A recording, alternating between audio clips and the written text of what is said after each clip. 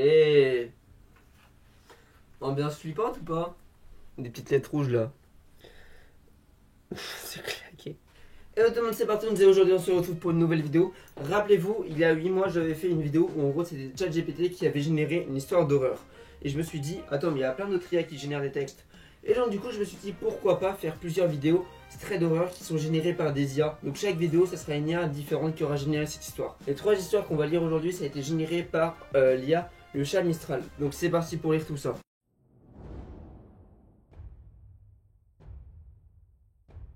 Il y a plusieurs années, dans la petite ville de Middlegrove, il y avait une légende urbaine qui circulait parmi les habitants. On disait qu'il y avait une maison hantée au bout de la rue Oakwood, une maison abandonnée depuis des décennies. Les gens racontaient des histoires d'ombres qui se déplaçaient à l'intérieur de la maison la nuit, des bruits étranges et des cris qui résonnaient dans l'air. Un soir, un groupe d'adolescents décida de défier la légende et se rendre dans la maison abandonnée. Ils étaient 4 amis inséparables. Jake, le leader du groupe.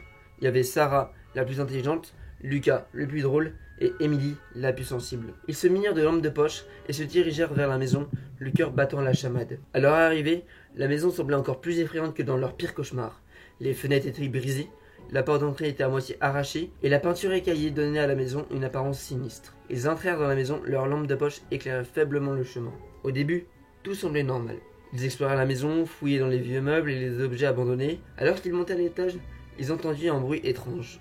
C'est comme un grondement sourd qui semblait venir de nulle part et partout à la fois. Ils se figèrent sur place, le souffle coupé. Soudain, la porte de la chambre au bout du couloir s'ouvrit lentement, révélant une pièce sombre et poussiéreuse. Ils hésitèrent un moment, puis décidèrent de rentrer dans la chambre. Ils avaient à peine fait quelques pas à l'intérieur de la pièce, lorsque la porte se referma brutalement derrière eux, les plongeant dans l'obscurité totale. Ils crièrent de terreur, cherchant désespérément à ouvrir la porte, mais elle semblait être bloquée de l'autre côté.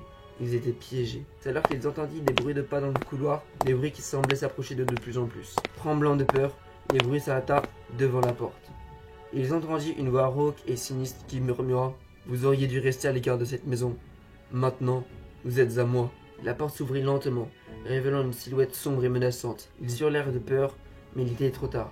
La créature s'avança vers eux et l'obscurité les engloutit. Le lendemain matin, les habitants de Middlegrove découvrirent avec horreur que la maison abandonnée avait brûlé pendant la nuit. Il ne restait plus que des cendres et des décombres et aucune trace des adolescents.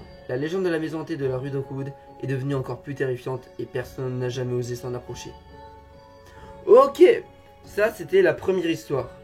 Alors je la trouve pas mal, Maintenant on va passer à la deuxième histoire.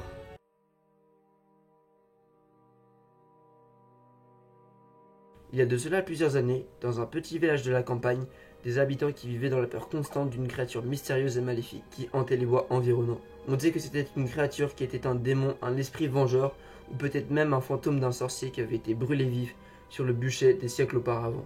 Les gens du village évitaient soigneusement les bois, surtout pour la nuit, car ils fermaient leurs portes et leurs fenêtres à double tour pour se protéger de la créature. Mais malgré toutes ces précautions, la créature continuait à hanter le village, laissant derrière elle des traces de son passage terrifiant. Un soir, un jeune homme nommé Thomas décida de braver sa peur et de se rendre dans les bois pour affronter la créature. Il était armé d'un fusil de chasse et d'une lampe de poche. Il était déterminé à mettre fin à la terreur qui régnait sur le village. Il marcha pendant des heures dans les bois, cherchant des signes de la créature. Il entendit des bruits étranges et des murmures dans l'obscurité, mais il ne vit rien de concret. Puis, soudainement, il aperçut une silhouette sombre et massive qui se déplaçait lentement dans les arbres.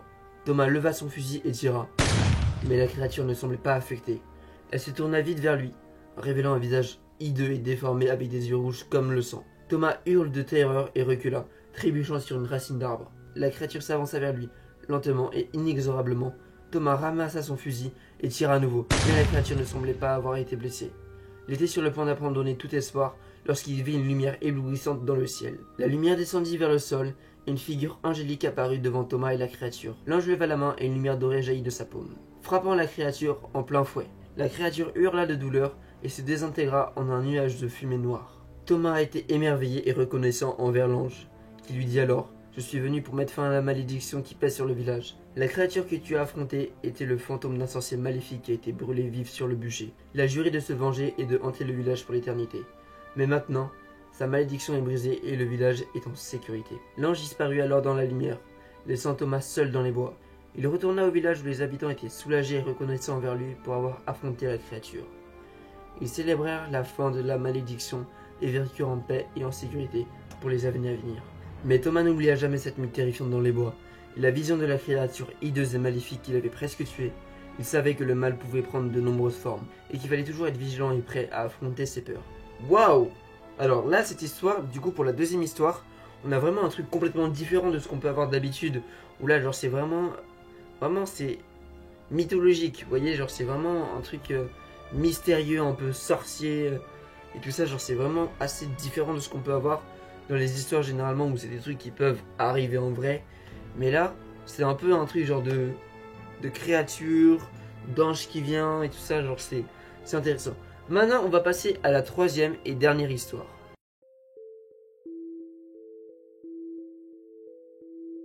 Il y a quelques années, un jeune homme nommé Alex a emménagé dans un nouvel appartement dans une grande ville. Il était ravi de son nouvel espace et de sa nouvelle vie, mais il a rapidement remarqué quelque chose d'étrange. Chaque soir, à la même heure, il a entendu des bruits dans les couloirs devant son appartement. Il a d'abord pensé que c'était l'un des voisins qui rentrait chez lui, mais il a vite réalisé que les bruits étaient trop réguliers et trop lourds pour ceux d'une personne ordinaire. Alex a commencé à avoir peur et a évité de sortir de son appartement le soir. Il a même installé une chaîne sur sa porte pour se sentir plus en sécurité. Mais une nuit, alors qu'il était assis dans son salon en train de regarder la télévision, il a entendu les bruits de pas s'arrêter devant sa porte. Il a gelé sur place, le cœur battant la chamade, puis il a entendu une voix rauque et sinistre qui a murmuré « Je sais que tu es là, Alex. Je viendrai te chercher bientôt. » Alex a hurlé de terreur et a couru dans sa chambre, verrouillant la porte derrière lui. Il a passé le reste de la nuit à trembler de peur, écoutant les bruits de pas qui semblaient parcourir son appartement. Le lendemain matin, il a appelé la police et il a déménagé dans un autre appartement le plus vite possible. Jamais il n'a su ce qui avait causé ces bruits de pas et cette voix sinistre, mais il a toujours gardé cette chaîne sur sa porte, juste au cas où. Mec, en vrai, je trouve que la première et la dernière histoire, elles se ressemblent beaucoup. Genre une voix rauque, une personne derrière la porte, genre il y a vraiment un truc similaire. Donc voilà, là j'ai fini de vous raconter les 3 histoires, j'espère que ça vous a plu. Pour voir du coup la dernière vidéo où en gros c'était des histoires générées par ChatGPT, vous avez du coup la recommandation juste là. A vous de me dire dans les commentaires quelle a été votre histoire préférée et on se dit à plus pour une prochaine vidéo, c'était Bartoons, bye.